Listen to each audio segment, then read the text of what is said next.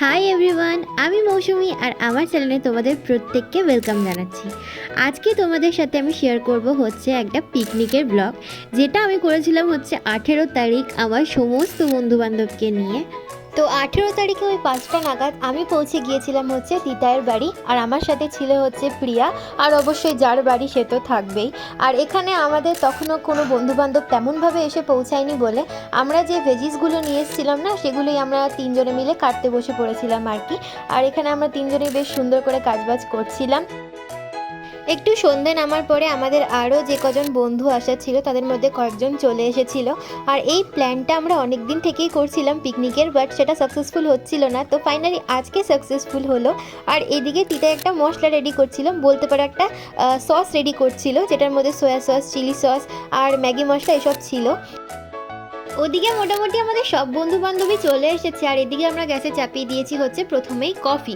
তো আমরা ঠিক করেছিলাম যেহেতু সন্ধ্যেবেলার পিকনিক, তো একটু চা কফি হলে খুব ভালো হয়। তো সেই জন্যই আমাদের বানানো হয়েছিল হচ্ছে কফি, আর তার সাথে স্ন্যাক্স হিসেবে আনা হয়েছিল হচ্ছে চিকেন পকোড়া।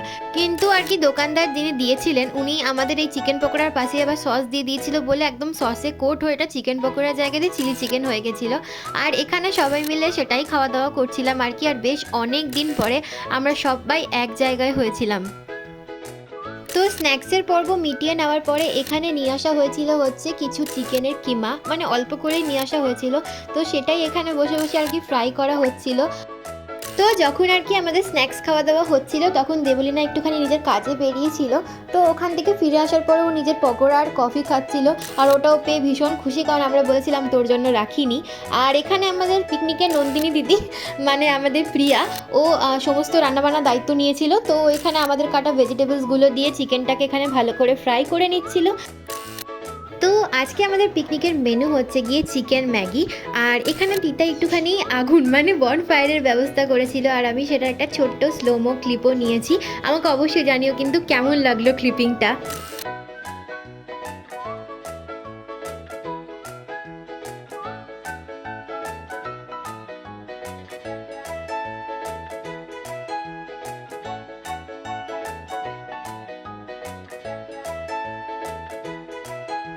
আমি ওইদিকে ব্যস্ত ছিলাম হচ্ছে ভিডিও বানাতে, আর এখানে এসে দেখি যে আমাদের চিকেন ম্যাগি কিন্তু অলমোস্ট রেডি। এখন ওপর থেকে টেস্ট মেকারগুলো দেওয়া হচ্ছে, আর সত্যি ভীষণ ভীষণ ভালো লাগছিল দেখতে, বিকজ ম্যাগি এমনই একটা জিনিস যেটা আমার ভীষণ ফেভারিট, সেটা যেমনভাবেই হোক না কেন।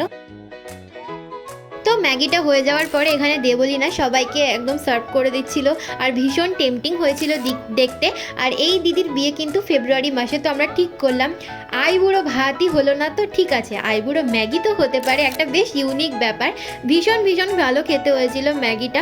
আর আজকের দিনটা সত্যিই খুব ভালো কাটলো। আর এই ধরনের ভিডিও তোমরা যদি আগে দেখতে চাও, আর আমার চ্যানেলে যদি নতুন হও, তো অবশ্যই আমার চ্যানেলটা কিন্তু সাবস্ক্রাইব করে যাও। একটা খুব সুন্দর সন্ধে কাটলাম আমরা প্রত্যেকে মিলে, আর আশা করছি এই ধরনের ভিডিও কিন্তু আমি আগে তোমাদের সাথে আরও শেয়ার করতে পারবো। আজকের মতন বাই।